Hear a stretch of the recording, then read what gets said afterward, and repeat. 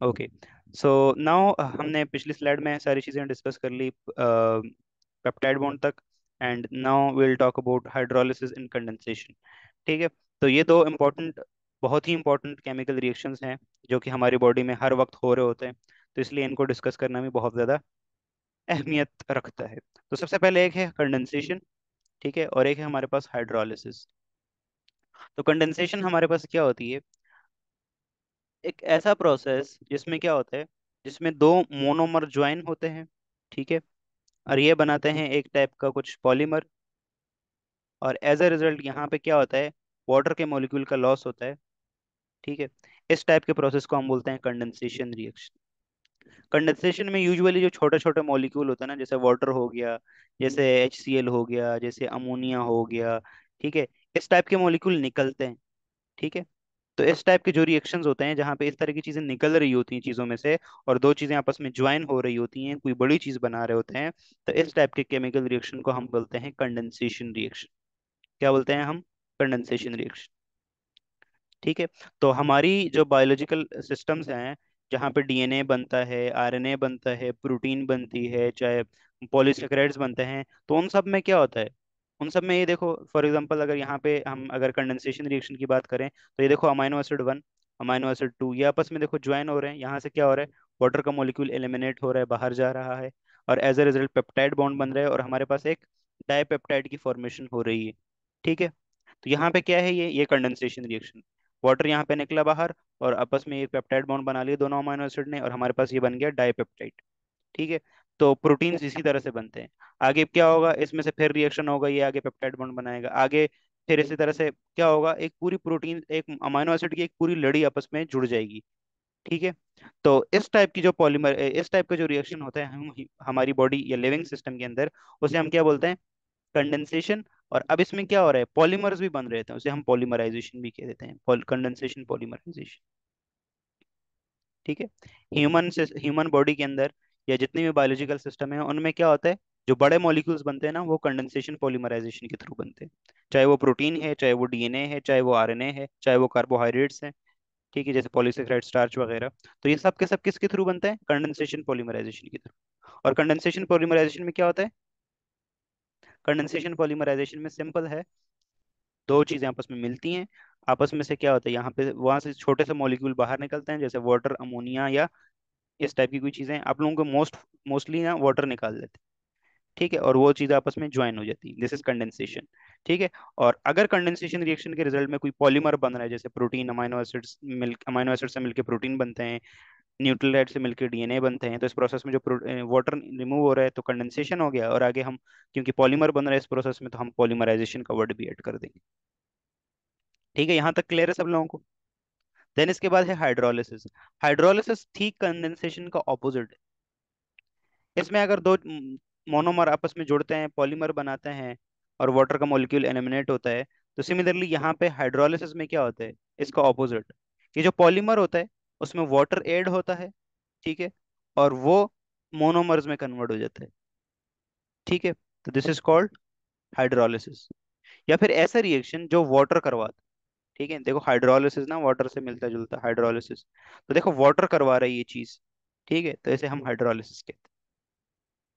यहाँ पे देखो ये पेप्टाइड बॉन्ड बना है। अब ये पेप्टाइड बॉन्ड देखो बीच में से ये वाला पेप्टाइड बॉन्ड टूट भी सकता है, वाटर अगर ऐड कर देंगे तो ये देखो यहाँ से क्या हो जाएगा, ये पेप्टाइड बॉन्ड टूट जाएगा, और इधर से एक अमाइनो एसिड हमारे पास आ जाएगा, इधर से एक अमाइनो एसिड आ जाएगा। ठीक है। तो दिस इज हाइड्रोलिसिस।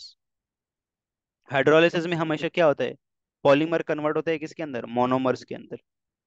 ठीक है। पॉलीमर किस में कन्वर्ट होता है? मोनोमर्स के अंदर। और कंडेंसेशन में क्या होता है, मोनोमर्स ज्वाइन होते हैं और पॉलीमर बनाते हैं। क्लियर है यहाँ तक ये दोनों रिएक्शंस? यहाँ तक ये रिएक्शंस क्लियर हैं? ठीक है। एक दूसरी टाइप की पॉलीमराइजेशन होती है एडिशन पॉलीमराइजेशन। ठीक है। एडिशन पॉलीमराइजेशन जैसे आप लोगों ने ऑर्गेनिक केमिस्ट्री में पढ़ी होगी, उसमें सिंपली चीजें ऐड होती हैं। जैसे इथाइलिन होता है, CH2 CH2। ठीक है। तो इसका अगर पॉलीमराइजेशन करते हैं तो इसके कंपैरिजन, इसके रिजल्ट में हमारे पास बनता है CH2 CH2, और बाहर ब्रैकेट के बाहर इधर से बॉन्ड कंटिन्यूशन, इधर से बॉन्ड कंटिन्यूशन, इधर से N, इधर से ये क्या बनता है? पॉलीइथाइलिन। तो इथीन से पॉलीइथाइलिन बनना, इथाइलिन से पॉलीइथाइलिन का बनना, ये एडिशन पॉलीमराइजेशन के थ्रू होता है। ओके, इसके बाद हम आगे जाते हैं भाई यहाँ। नेक्स्ट, यहाँ तक क्लियर है ना सब लोगों को? ओके, अब स्ट्रक्चर ऑफ प्रोटीन, प्रोटीन के स्ट्रक्चर्स को हम जरा देखते हैं। यहाँ तक अमाइनो एसिड और सारी चीजें होप सो क्लियर हो गई हूँ। अब हमारे पास जो स्ट्रक्चर है ना प्रोटीन के, तो आप लोगों के बुक के अकॉर्डिंग ना प्रोटीन के तीन चार स्ट्रक्चर्स हैं। Primary structure, secondary structure, tertiary और क्वाaternary स्ट्रक्चर। ठीक है, लेकिन हम थोड़ा सा और भी प्रोटीन की टाइप्स की बात करेंगे। तो चले खैर, पहले हम बेसिक से ही शुरुआत करते हैं कि इनिशियली क्या होते हैं, और फिर बाद में हम थोड़ा सा और डेप्थ में भी जाएंगे। तो सबसे पहले अगर हम बात करें, तो यस, स्ट्रक्चर की बात करें ना, तो सबसे पहले जो प्रोटीन का स्ट्रक्चर आता है वो आता है प्राइमरी स्ट्रक्चर। कैसा आता है? Primary structure. फिर क्या आता है? Secondary structure. फिर टर्शियरी, और फिर क्वार्टरनरी। प्राइमरी स्ट्रक्चर में क्या होता है, यहाँ पे देखें, हमारे पास सिर्फ और सिर्फ ना अमाइनो एसिड होते हैं, और ये लीनियरली अपने आप को ना, एक लीनियर चेन होती है अमाइनो एसिड की बस। ये जो एक एक बीड नजर आ रही है ना, दिस इज अमाइनो एसिड। तो यहाँ पे अमाइनो एसिड सिर्फ और सिर्फ एक लीनियर चेन में, इस तरह से सांप की तरह, आस्तीन के सांप की तरह, ठीक है, उस तरह से अपने आप को अरेंज किया हुआ है। तो प्रोटीन का ये जो स्ट्रक्चर होता है ना, इसे हम प्राइमरी स्ट्रक्चर कहते हैं। और जो इंसुलिन होता है, मेजोरिटी इंसुलिन इस फॉर्म में होता है, ठीक है, लीनियर उसमें। ठीक है, और इंसुलिन के अंदर 51 अमाइनो एसिड होते हैं, तो ये अपने पास याद रखिए। ठीक है, तो दिस इज प्राइमरी स्ट्रक्चर। अब प्राइमरी स्ट्रक्चर के ना दो एंड होते हैं, हर एक जो अमाइनो एसिड होता है या प्रोटीन होता है उसका ना दो एंड होते हैं। एक NH2 वाला एंड होता है, इसे हम एन टर्मिनस कहते हैं। क्या कहते हैं? N terminus. और एक कार्बोक्सिलिक एसिड वाला होता है, इसे हम सी टर्मिनस कहते हैं। तो इसका एन टर्मिनस ये रहा, और इसका सी टर्मिनस ये रहा। ठीक है, तो यहाँ देखें, प्राइमरी स्ट्रक्चर यहाँ पे ये भी नजर आ रहा होगा। Primary structure, sequence of chain amino acid, simple. और यहाँ पे नहीं, माइक ऑफ कर दें जो मैं भी है। उसने अगर मेरे से शेयर किया है ना तो मैं ये बोलूँ कि तू मुझे अलग से भेज वेरी गुड, वेरी गुड। हाँ, शेयर किया, और अलग से भेज दो, अलग से भी भेज दो। ओके, सो प्राइमरी स्ट्रक्चर की अगर हम बात करें, प्राइमरी स्ट्रक्चर की अगर हम बात करें, तो ये देखो, इसमें सिर्फ अमाइनो एसिड लीनियर उसमें अपने आप को ना, सिर्फ पेप्टाइड बॉन्ड होता है, और अमाइनो एसिड ना लीनियर उस फॉर्म में होते हैं। ठीक है, एक चेन की फॉर्म में होते हैं, बस दिस इज प्राइमरी स्ट्रक्चर। और इसमें हमारे पास क्या होता है, अमाइनो एसिड एक दूसरे से पेप्टाइड बॉन्ड से जुड़े होते हैं। ठीक है, थोड़ा बहुत हाइड्रोजन बॉन्ड होते हैं इसके अंदर, बस, और ज्यादा इसमें नहीं होता। मेजोरिटी पेप्टाइड बॉन्ड होता है। फिर उसके बाद क्या होता है ना, अब देखो हमारे पास कई बार अब फोर्सेस बढ़ती हैं, बॉन्डिंग बढ़ती है, इधर इधर से मान लो इधर बॉन्ड बढ़ गया, तो ये इधर से क्या हो जाएगा, इधर इसके करीब आ जाएगा ना। ठीक है, तो फिर सेकेंडरी स्ट्रक्चर बन जाएगा प्रोटीन का। तो ये सेकेंडरी स्ट्रक्चर कैसे बनता है? तो ये सेकेंडरी स्ट्रक्चर ना दो टाइप्स के उसमें बनता है। एक तो ये है कि ये जो प्राइमरी स्ट्रक्चर है, ये क्या हो, आपस में से ना ऐसा कोयल हो, ऐसी फोर्सेस हो कि ये ना ऐसा स्प्रिंग टाइप का हो जाए। जब स्प्रिंग टाइप का होगा तो उसे हम क्या बोलते हैं? Alpha helical structure. ठीक है, या अल्फा हेलिक्स। अल्फा हेलिक्स में फिर एडिशनली और फोर्सेस आ जाती हैं। इसीलिए अब देखो, यहाँ से अगर फोर्स आ गई ना, तो ये ऊपर हो जाएगा। सिमिलरली यहाँ से इधर फोर्स आ गई, तो ये देखो एक हेलिकल की उस फॉर्म में बनने जा रहा है ना। इधर से और फोर्सेस, इस तरह से लंबा जैसे जैसे होता जाएगा, तो एक हेलिकल स्ट्रक्चर बनता जाएगा। ठीक है, तो जो अल्फा हेलिक्स होता है, उसके अंदर पेप्टाइड बॉन्ड के साथ साथ हाइड्रोजन बॉन्ड, ठीक है, ये भी होते हैं। ठीक है, पेप्टाइड बॉन्ड के साथ हाइड्रोजन बॉन्डिंग भी होती है। और उसके बाद एक और होता है हमारे पास secondary structure, which is called beta pleated sheet. तो कुछ जो प्राइमरी स्ट्रक्चर है वो इस फॉर्म में अरेंज हो जाते हैं, और कुछ इस फॉर्म में अरेंज होते हैं। मेजोरिटी हमारी बॉडी में जो प्रोटीन्स होती हैं वो इस टाइप की होती हैं, इस टाइप की कम होती हैं। ठीक है, this is beta pleated sheet. तो ये देखो, बीटा प्लेटेड शीट, ये प्लेट की तरह है ना, तो बस बीटा प्लेटेड शीट। ठीक है, ये प्रोटीन का secondary structure, alpha helix and beta pleated sheet. और सेकेंडरी स्ट्रक्चर में क्या है, एडिशनली एक हाइड्रोजन बॉन्डिंग साथ आ जाती है। और फिर उसके बाद टर्शरी स्ट्रक्चर। यही जो सेकेंडरी स्ट्रक्चर है ना, ये अपने आप को कभी कभी क्या कर देता है, थ्री डायमेंशनल स्पेस में अपने आप को ना अरेंज कर देता है। जैसे ये देखो, इसमें देखो अलग अलग क्या हो गया, फोल्डिंग्स हो गई। तो ये फोल्ड करके अगर 3D में अपने आप को अरेंज कर देता है, तो इस तरह के स्ट्रक्चर को हम बोलते हैं, क्या बोलते हैं, टर्शियरी स्ट्रक्चर। और ये टर्शियरी स्ट्रक्चर में क्या होता है भाई, एडिशनली और भी हमारे पास 3 डायमेंशनल फोल्डिंग में और बॉन्ड्स आ जाते हैं। ठीक है, हाइड्रोजन बॉन्डिंग, साथ साथ में पेप्टाइड बॉन्ड तो पहले से ही होता है। इसके साथ साथ हाइड्रोफोबिक इंटरेक्शंस, ठीक है, सॉल्ट ब्रिजेस, डाइसल्फाइड बॉन्ड्स। ठीक है, तो ये टर्शरी में फिर इतने सारी बॉन्डिंग्स आ जाती है। यहाँ पे सिर्फ और सिर्फ पेप्टाइड बॉन्ड, यहाँ पर पेप्टाइड बॉन्ड के साथ साथ हाइड्रोजन बॉन्डिंग। ठीक है, पेप्टाइड के साथ साथ हाइड्रोजन। इधर टर्शरी वाले में हाइड्रोजन बॉन्डिंग भी, पेप्टाइड भी, हाइड्रोफोबिक इंटरेक्शन। हाइड्रोफोबिक इंटरेक्शंस वो होते हैं जो अमाइनो एसिड के जो चेन्स होती है ना साइड वाली, उनके बीच में जो फोर्सेस काम करती हैं। ठीक है, सॉल्ट ब्रिजेस। अब अमाइनो एसिड के ऊपर पॉजिटिव नेगेटिव चार्ज होता है ना, तो ये जो सॉल्ट ब्रिजेस होते हैं इन्हें हम ना आयनिक बॉन्ड की तरह होते हैं ये, आयनिक बॉन्ड की तरह। ठीक है, डाइसल्फाइड बॉन्ड्स, कुछ अमाइनो एसिड में सल्फर कंटेनिंग अमाइनो एसिड होते हैं जैसे सिस्टीन। तो सिस्टीन के अंदर एस होता है, वो डाइसल्फाइड बॉन्ड बना लेता है। ठीक है, और इस तरह से प्रोटीन टर्शियरी उसके अंदर अपने आप को अरेंज कर लेती है। और फिर अगर दो टर्शियरी स्ट्रक्चर, जो दो अलग अलग, वो अपने एक दूसरे के साथ जुड़ जाएं, तो हमारे पास क्वाटरनरी स्ट्रक्चर बनता है। इसमें क्या होता है, इसमें दो दो टर्शियरी स्ट्रक्चर्स होते हैं, दो या दो से ज्यादा भी हो सकते हैं। तो इसमें देखो, एक ये देखो, एक एक ग्रीन वाला है, एक ये जो ब्लैक किश, एक स्काई ब्लू कलर। ठीक है, तो ये देखो अलग अलग इसमें मिल रहे हैं। तो क्वाटरनरी में दो या दो से ज्यादा क्या होते हैं, पेप्टाइड्स होते हैं, दो या दो से ज्यादा पॉलीपेप्टाइड्स। और इसमें एक और चीज, अब ये जो क्वाटरनरी, ये फर्दर दो टाइप का होता है, एक होमो वाला, ठीक है, होमो क्वाटरनरी स्ट्रक्चर, और एक हेटेरो। होमो में क्या होगा कि ये दोनों ना सेम टाइप के होंगे। अगर देखो जैसे हमारे पास ये दोनों इसी टाइप के हो गए, अगर एक ये दोनों अगर सेम टाइप के होंगे, तो हमारे पास वो क्या होगा, होमो क्वाटरनरी स्ट्रक्चर। और अगर डिफरेंट होंगे, जैसे इस केस में देखो डिफरेंट डिफरेंट नजर आ रहे हैं, तो इसे हम बोलते हैं हेटेरो। ठीक है, तो ये चार स्ट्रक्चर हैं। हीमोग्लोबिन इस फॉर्म में एग्जिस्ट करता है यूजुअली, हीमोग्लोबिन। ठीक है, यहाँ तक क्लियर है सब लोगों को।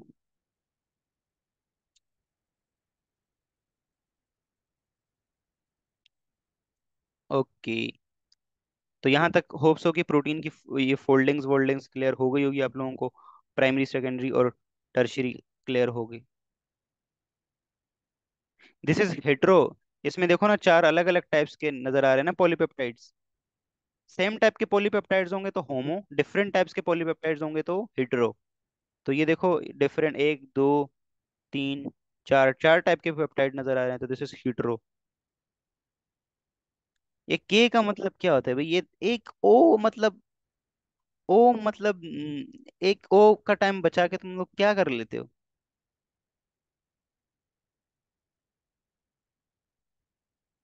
ओके, इसके बाद हमारे पास है, यस, एक और क्लासिफिकेशन है प्रोटीन्स की, वो है ये वाली क्लासिफिकेशन।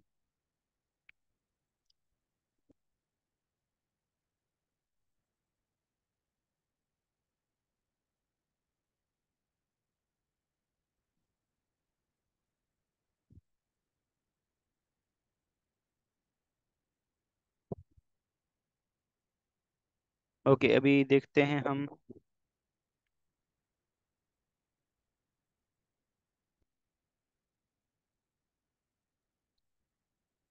ये बाकी लोग कहाँ चले गए भाई? सिर्फ 3 पार्टिसिपेंट्स?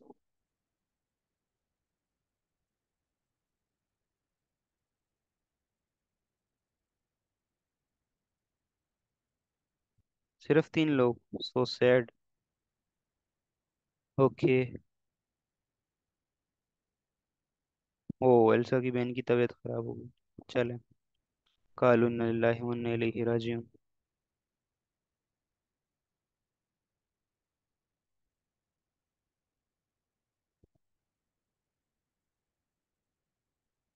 ओके, इसके बाद हमारे पास प्रोटीन्स की एक और टाइप होती, प्रोटीन्स को एक और क्लासिफिकेशन होती है जिसमें हम ना प्रोटीन्स को सिंपल, सिंपल, कंजुगेटेड और ड्राइव्ड प्रोटीन में वो करते हैं। ठीक है, सिंपल, कंजुगेटेड, या कंजुगेटेड का दूसरा नाम कॉम्प्लेक्स प्रोटीन भी होता है, ठीक है, और ड्राइव प्रोटीन। ठीक है, तो सिंपल प्रोटीन्स हमारे पास वो प्रोटीन्स होती हैं जो सिंपल होती हैं, उनके साथ कोई एक्स्ट्रा चीज अटैच नहीं होती, वो सिर्फ और सिर्फ प्योरली क्या होते हैं, पॉलीपेप्टाइड्स होते हैं जस्ट। ठीक है, उनके साथ और कुछ चीज नहीं होती। तो ये सिंपल फर्दर दो टाइप्स के हैं, ग्लोब्यूलर और कुछ फाइब्रस। ठीक है, इसको यहाँ पे फाइब्रस ऐड करते हैं, ग्लोब्यूलर और फाइब्रस। अल्ब्यूमिन, ग्लोब्यूलिन्स, ठीक है, ग्लोब्यूलिन्स, प्रोलेमेन्स, ग्लूटेलिन, हिस्टोन्स, प्रोटामीन्स और ग्लोबिन्स, ये सारे के सारे ग्लोब्यूलर प्रोटीन है। अगर ये सारे याद नहीं होते ना, इनिशियली दो अल्ब्यूमिन ग्लोब्यूमिन याद कर लें बस, बाकी अगर नहीं याद होते तो इट्स ओके। तो अल्ब्यूमिन और ग्लोब्यूमिन किस टाइप की प्रोटीन है, ग्लोबुलर प्रोटीन्स। ठीक है, haemoglobin is also globular protein.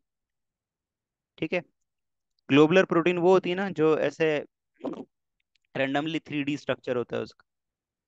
ठीक है, एंजाइम्स आर ऑल्सो ग्लोब्यूलर्स। और इसी के साथ साथ कुछ होती हैं हमारे पास फाइब्रस। फाइब्रस ऐसी प्रोटीन्स होती हैं जो फाइबर्स होते हैं। जैसे आप लोगों को एक्टिन मायोसिन पढ़ाया था, फाइबर्स फाइबर्स की फॉर्म में होते हैं। केराटिन भी फाइबर्स की फॉर्म में होते हैं। तो ये सारी की सारी क्या होती हैं, ये कोलेजन भी फाइबर्स की फॉर्म में होता है, एलास्टिन्स, केराटिन्स। तो ये सारी की सारी फाइबरस प्रोटीन, इधर फाइबरस लिख लें।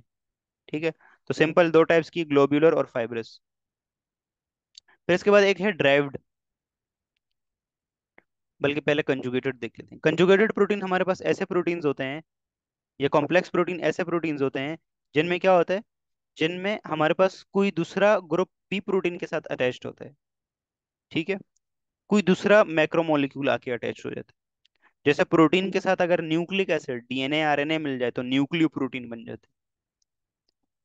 कोई कलरफुल चीज आ जाती, आके लग जाए अगर प्रोटीन के साथ, तो क्रोमो प्रोटीन्स। कार्बोहाइड्रेट्स आके लग जाए तो ग्लाइकोप्रोटीन्स। फॉस्फेट आके लग जाए तो फॉस्फोप्रोटीन्स। लिपिड आके लग जाए तो लिपिड प्रोटीन, लाइपोप्रोटीन्स, जो सेल वॉल में होते हैं। ठीक है, मेटल कोई आके लग जाए तो इसे मेटालोप्रोटीन्स कहते हैं। ठीक है, न्यूक्लियोप्रोटीन्स में जैसे हिस्टोन और न्यूक्लियोप्रोटीन्स, उसमें क्या होता है, डीएनए और हिस्टोन्स आपस में मिलके जो न्यूक्लियोसोम होता है, वो एक्चुअली में एक, उसे न्यूक्लियोप्रोटीन कह सकते हैं।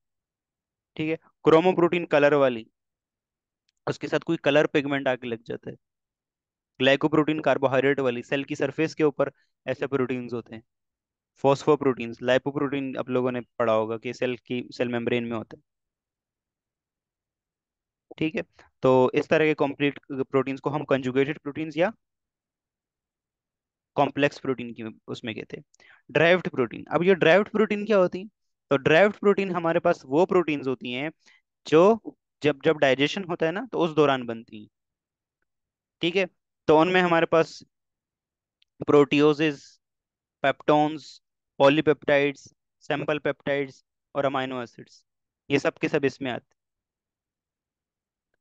ठीक है, अच्छा, ड्राइव्ड में एक और भी है, प्राइमरी और सेकेंडरी करके बताया। प्राइमरी में कोएगुलेटेड प्रोटीन, कोएगुलेटेड प्रोटीन जैसे प्रोटीन कोएगुलेशन, जैसे फॉर एग्जांपल, कभी आप लोगों ने चीज बनाया है कभी, गाय की उससे, गाय के दूध से कभी चूज चीज बनाया है?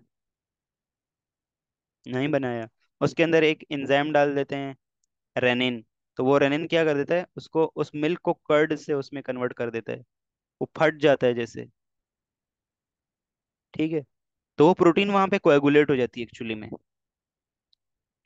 या फिर कभी दूध अगर आप लोगों ने जो जब दूध आप नहीं उबालते और वैसे ही पड़ा पड़ा रह के वो क्या हो जाता है, खराब हो जाता है। और फिर उसको एकदम जब से गर्म करते हैं तो वो एकदम से क्या हो जाता है, पूरा सॉलिड सॉलिड आ जाता है। तो वो उसमें ना एक प्रोटीन होती है कैसीन, मिल्क के अंदर ये प्रोटीन होती है कैसीन, ये क्या हो जाती है, प्रेसिपिटेट आउट हो जाती है। ठीक है, तो ये प्रोटीन प्रेसिपिटेट आउट हो जाती है।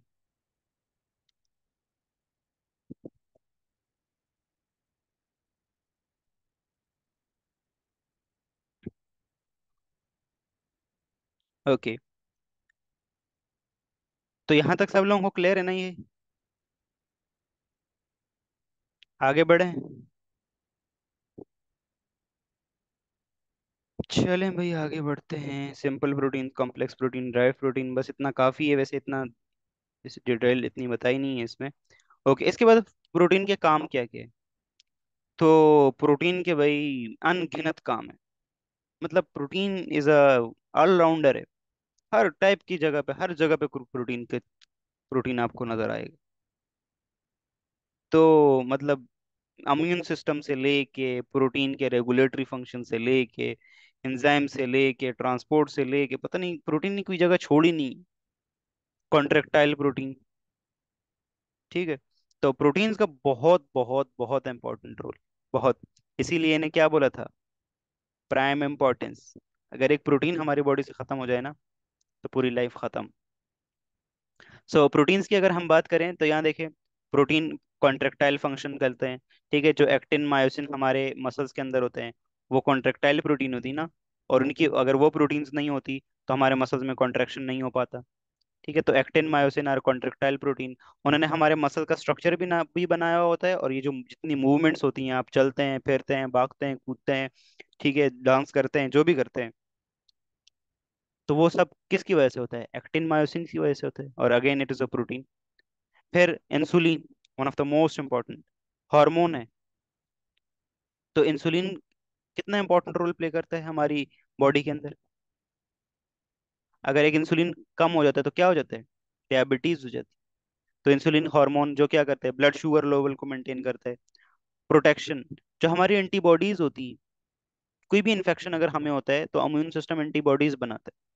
तो जैसे कोविड 19 के लिए आप लोग वैक्सीन ले रहे थे, तो वो वैक्सीन एंटीबॉडीज बनाती। तो ये वैक्सीन, ये जो एंटीबॉडीज हैं, ये हमें प्रोटेक्शन देती हैं बाहर के इन्फेक्शन। हीमोग्लोबिन, हीमोग्लोबिन एक ट्रांसपोर्ट प्रोटीन है। क्या ट्रांसपोर्ट करती है, ऑक्सीजन को ट्रांसपोर्ट करती है। ठीक है। तो हीमोग्लोबिन हमारे पास क्या है, अरे भाई चल भी जाइए, एक सेकेंड। यस, हीमोग्लोबिन हमारे पास क्या है। ये चल क्यों नहीं, एक सेकेंड, जस्ट अ मिनट यार, पता नहीं मेरा ग्राफिक टैबलेट काम नहीं कर रहा। हाँ यस, अब काम कर रहा है। तो ये ऑक्सीजन को ट्रांसपोर्ट करती है। सिमिलरली ये क्या है भाई, इम्यून सिस्टम में हमारे जितने भी इन्फेक्शंस हैं उनको फाइट करते हैं। ठीक है। रोबिस्को, रोबिस्को के बारे में कोई बताएगा मुझे, व्हाट इज रोबिस्को और क्या काम करता है ये। एंजाइम है ये। Anyone. This is the most abundant protein on the face of earth. ठीक है। एमसीक्यूज आता है एमडीकेट में कि the most abundant protein on the face of earth, this is rubisco. Rubisco stands for ribulose 1,5 bisphosphate carboxylase oxygenase. ठीक है। इसकी full form होती है राइबोलोज 1,5 बिसफॉस्फेट कार्बोक्सिलेज ऑक्सीजिनेज। ठीक है। ये एंजाइम होता है, ये कहाँ होता है, ये प्लांट्स में होता है। ये क्या करवाता है, ये जो एटमॉस्फेयर में से जो कार्बन डाइऑक्साइड आती है ना, तो फोटोसिंथेसिस का जो डार्क रिएक्शन होता है, उसमें कार्बन फिक्सेशन करवाता है ये, कार्बन फिक्सेशन। ठीक है। और ये सिर्फ और सिर्फ प्लांट्स के पास होता है ये एंजाइम, रोबिस्को। ये हमारे पास नहीं होता। और ना आज हम भी कार्बन कार्बन डाइऑक्साइड को फोटोसिंथेसिस कर रहे होते। ठीक है। This is a unique enzyme जो सिर्फ और सिर्फ प्लांट्स में होता है। ठीक है। And this is the one of the most abundant protein on the face of earth. ठीक है। तो this is the most important one.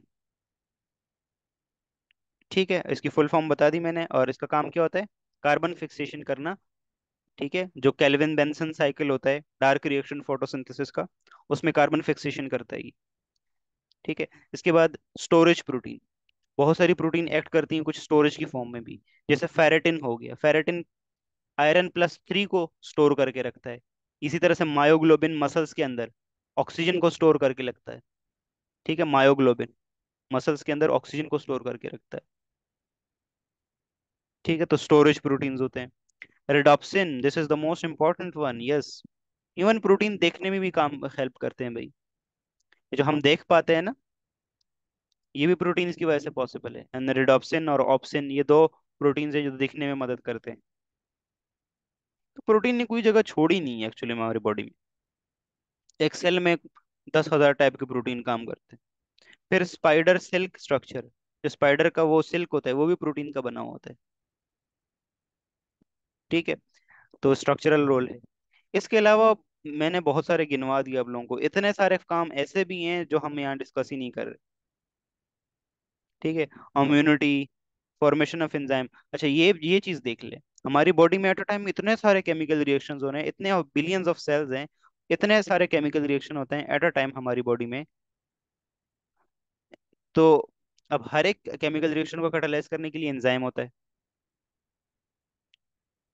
अब देखिए एंजाइम ही इतने सारे हों, और एक एंजाइम की डेफिशिएंसी होती है तो हमें इतनी सारी डिजीजेज होती हैं। एक प्रोटीन अगर डेफिशिएंट हो जाए, जैसे for example phenylalanine he deficient हो जाए, तो क्या होता है? पूरा हमारा सिस्टम बर्बाद, फिनाइल कीटोन यूरिया हो जाता है। ठीक है, तो प्रोटीन्स का बहुत ही इंपॉर्टेंट रोल है भाई।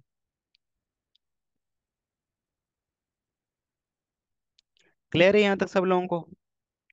और फंक्शंस आप लोगों का होमवर्क है, वहां से जाके देख लें कि क्या क्या काम करते हैं भाई प्रोटीन्स।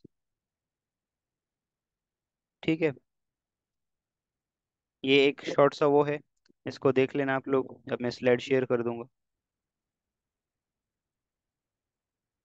इसी तरह से बॉडी को सपोर्ट भी प्रोवाइड करते हैं, एंटीबॉडीज भी बनाते हैं। जैसे पाकिस्तान की फौज ने पाकिस्तान पे कब्जा किया हुआ है ना, इस तरह से प्रोटीन्स ने पूरी हमारी बॉडी पे कब्जा किया हुआ है।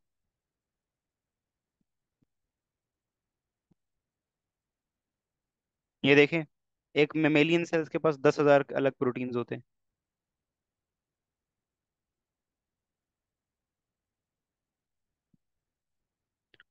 10,000 एक सेल के पास, 10,000 प्रोटीन, मतलब उसका नॉर्मल एक सेल के फंक्शन के लिए 10,000 प्रोटीन चाहिए। अब अज्यूम करें हमारी बॉडी में, मैंने आप लोगों को बताया था 37.2 ट्रिलियन सेल्स होते हैं। इसको 10 से ज़रब दो तो पता नहीं कुछ क्वाड्रिलियंस में नंबर आएगा, इतने सारे प्रोटीन्स होते हैं। और अगर इनमें से कोई एक भी मसला कर जाए तो सही से काम नहीं होता बॉडी। ठीक है, एंजाइमेटिक फंक्शन है, स्ट्रक्चरल फंक्शन है। हमारी बॉडी की बहुत इंपॉर्टेंट स्ट्रक्चर प्रोटीन से बनते हैं, जैसे हेयर्स हो गए, फेदर्स हो गए, नेल्स हो गए।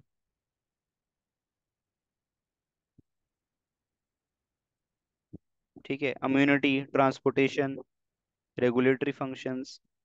तो ये सारे आप लोग देख लेना, आप लोगों को ये स्लाइड्स में दे दूंगा। यहाँ तक क्लियर है सब लोगों को कि प्रोटीन का क्या क्या इंपॉर्टेंट रोल है और क्या क्या करते हैं प्रोटीन्स? अब किसी का कोई सवाल है तो यू गाइस कैन आस्क, क्योंकि यहाँ तक अब प्रोटीन हो जाता है खत्म, समाप्त।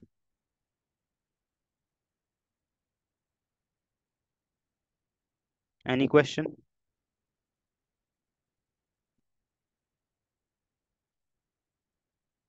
No questions? ओके, यहाँ तक समझ आ गया सब लोगों को?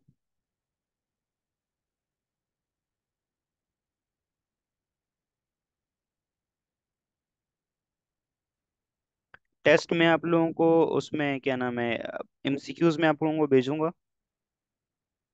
और चैप्टर वाइज टेस्ट होगा, इंडिविजुअल टॉपिक वाइज नहीं होगा, चैप्टर वाइज होगा। जब ये चैप्टर कंप्लीट हो जाएगा तो उसके सारे जितने भी एमसीक्यूज हैं उसका एक एक दिन टेस्ट होगा। वो गूगल फॉर्म की फॉर्म में इंशाल्लाह टेस्ट लेंगे।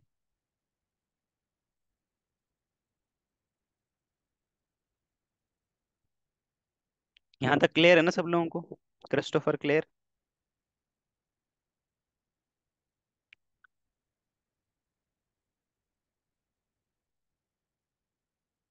ओके चलें, ओके, ठीक हो गया। सो एक बार थोड़ा सा अगर हम देखें तो हमने आज क्या क्या कवर किया। तो हमने आज प्रोटीन्स को पूरा डिस्कस किया, माइक्रो टू मैक्रो लेवल तक, क्या होते हैं प्रोटीन्स। यस, फंक्शंस की बात करी। यस, यहाँ से हमने यस यहाँ से स्टार्ट किया प्रोटीन्स के। ये प्रोटीन्स क्या होते हैं भाई? तो पॉलीपेप्टाइड चेन्स होती हैं अमाइनो एसिड की, जो पेप्टाइड बॉन्ड से आपस में मिलकर बनते हैं। कैरेक्टरिस्टिक्स की बात की थी हमने, क्या होते हैं इनके कैरेक्टरिस्टिक्स, कैरेक्टरिस्टिक्स की बात की थी। देन हमने उसके बाद बात की थी, अच्छा, प्रोटीन को first prime importance, first rank या प्राइम इम्पोर्टेंस वाले कंपाउंड कहा जाता है, बायोमोलिक्यूल्स कहा जाता है। क्यों? रीजन यू नो गाइस, आप लोगों को पता है कि क्यों कहा जाता है। ठीक है, डिस्कवर किसने किया था? तो दोनों साइंटिस्ट, बर्जीलियस और जे मर्डलर। ठीक है, इनका नाम लिखा हुआ है। Sources, these are the sources of protein. Most important sources are the meat, egg, fish and milk and lentils. ठीक है। देन इसके बाद केमिस्ट्री की बात की थी कि अमाइनो एसिड से मिलके बनते हैं। फिर अमाइनो एसिड्स की हमने बात की थी, 20 अल्फा अमाइनो एसिड्स होते हैं हमारी ह्यूमन बॉडी में। ह्यूमन बॉडी में क्या, सारे जितने भी बायोलॉजिकल सिस्टम में 20 अल्फा अमाइनो एसिड्स होते हैं। और वही डिफरेंट डिफरेंट प्रोपोर्शन में आपस में मिलके अलग अलग प्रोटीन्स बनाते हैं। ये उनके स्ट्रक्चर्स हैं। ठीक है, इनकी टाइप्स भी बात की थी। What are essential, what are non essential, what are acidic, what are neutral, what are basics. ठीक है, इसके जर्नल स्ट्रक्चर की बात की थी हमने यहाँ पे। ठीक है, ये इनके सारे स्ट्रक्चर्स आ गए। देन इसके बाद हमने पेप्टाइड बॉन्ड क्या होता है इसको हमने देखा था। फॉर्मेशन इसकी कैसे होती है ये हमने देखा था। एन टर्मिनस क्या है, सी टर्मिनस क्या है, ये देखा। देन कंडेंसेशन एंड हाइड्रोलिसिस, ये हमने पढ़ा। And then types of protein, primary, secondary, tertiary, quaternary. फिर एक और टाइप्स क्लासिफिकेशन, सिंपल, कंजुगेटेड और dry proteins. Then functions and that's it. Yes, किसी का कोई सवाल है? ये किसी का माइक ऑन है?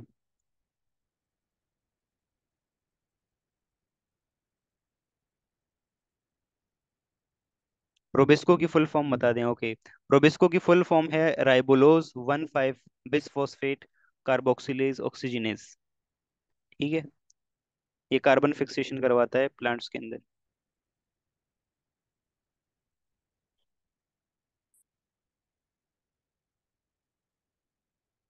ठीक है, तो this is राइबोलोज 1,5 bisphosphate carboxylase slash oxygenase, oxygenase. ठीक है, कार्बन डाइऑक्साइड की फिक्सेशन करवाता है कहाँ पे? फोटोसिंथेसिस के डार्क रिएक्शन में। इसे हम डार्क रिएक्शन कहते हैं फोटोसिंथेसिस का, या फिर kelvin Benson cycle, kelvin Benson cycle. ठीक है, तो डार्क रिएक्शन ऑफ फोटोसिंथेसिस में ये काम करते हैं, और इसकी शॉर्ट फॉर्म होती है रो बेस को।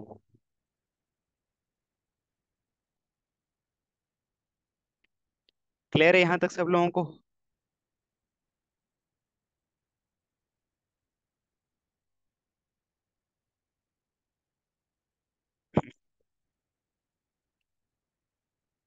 ओके, चलें, होप सो यहाँ तक सारी चीज़ें सबको क्लियर हो गई होंगी।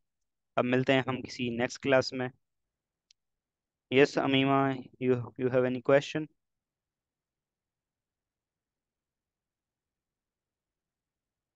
कोई सवाल है आपका? We are running out of time, just 3 minutes remaining. Yes, neutral में, यस न्यूट्रल में NH3 ग्रुप और COOH ग्रुप इक्वल होंगे, एक एक होगा दोनों में। न्यूट्रल अमाइनो एसिड और दो, यस। ओके, यहाँ तक क्लियर है ना सब लोगों को? अब वाइंड अप कर दें? चलें, ओके, सो होप सो यहाँ तक सब लोगों को समझ आ गया होगा। अब मिलते हैं हम नेक्स्ट क्लास में। Till then keep learning and keep exploring. अल्लाह हाफिज, टाटा, बाय बाय।